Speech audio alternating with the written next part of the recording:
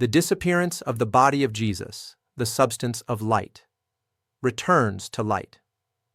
Kardec teaches that, after the burial, the physical body of Jesus did not remain in decomposition like common bodies, nor was it removed by human hands. Its special fluidic constitution, already semi-spiritualized during life, facilitated the spontaneous dissolution of matter, leaving no perceptible residues.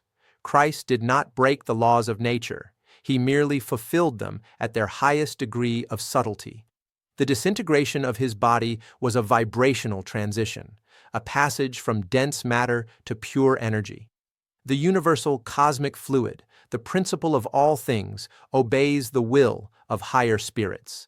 Jesus, divine spirit, maintained complete control over the elements that composed his body, and upon completing his earthly mission, simply dissolved the material form, restoring the atoms to cosmic harmony. Nothing was lost. Everything returned to the source. The disappearance of the body was, therefore, a natural act of liberation from form, similar to what happens to every spirit upon disincarnation, but to an infinitely higher degree. Modern physics confirms that matter is condensed energy and that subatomic particles can transmute into radiation under certain conditions. In the case of Jesus, the high spiritual vibration would have produced an ordered disaggregation, transforming the body into subtle light and heat. Just like the star that shines until it consumes itself into pure energy, the body of Christ was absorbed by the very light that emanated from it. The quantum physics of coherence shows that highly ordered systems can undergo state changes without loss of information, a process analogous to spiritual transmutation. The body of Jesus, being a vehicle of a perfectly coherent spirit, reached the maximum point of resonance with the divine field, and thus transcended the laws of density. The disappearance of the body is not a mystery. It is the natural law of matter obeying the vibration of pure consciousness. Kardec explains that similar phenomena, on a smaller scale, are observed in the materializations of luminous spirits, who temporarily condense elements of the universal fluid to become visible, and then reabsorb them. In the case of Jesus, the process was reversed. His physical body, already imbued with spiritual fluidity, reintegrated into the ethereal plane, concluding the earthly experience. It was a spontaneous dematerialization, not a removal. Energetic biology reveals that every living form is sustained by an organizing field, and that the dissolution of this field causes the disappearance of the material structure. Jesus, by consciously disconnecting the vital principle, collected the energy that maintained the molecular cohesion of his body. Without this spiritual force, the atoms naturally dispersed, not through decomposition, but through sublimation.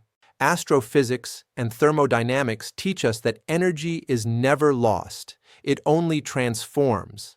The body of Jesus did not disappear, it transformed into the energy of life, returned to the universe as spiritual light. It is the same principle that governs stars and supernovae. Apparent death is merely birth into another state of being. Christ demonstrated in a visible act the universal law of the conservation of life.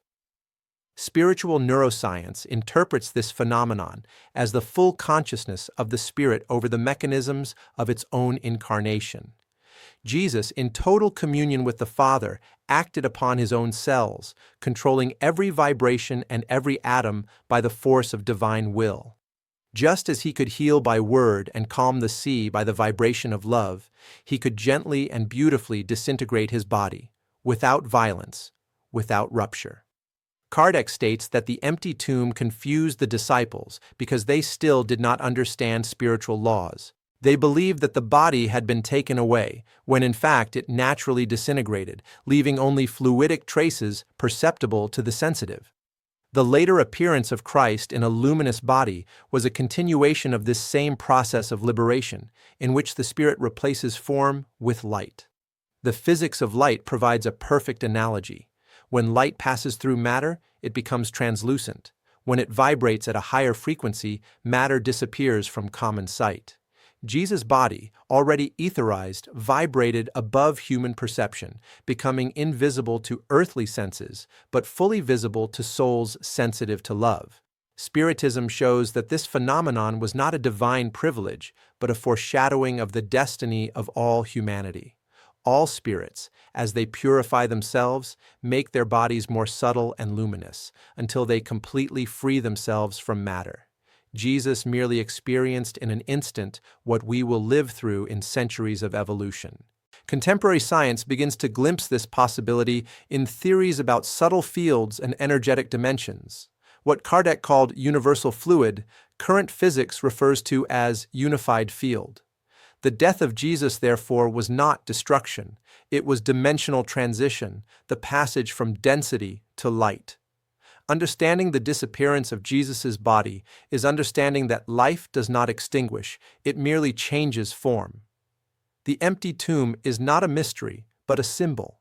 The liberated spirit leaves no traces, because all that is dense returns to the harmony of creation. Matter has fulfilled its role. The spirit remains eternal. If this reflection has brought you peace and faith, share it, because understanding the disappearance of Jesus' body is recognizing that the light of Christ has never gone out. It has merely expanded to illuminate the entire universe.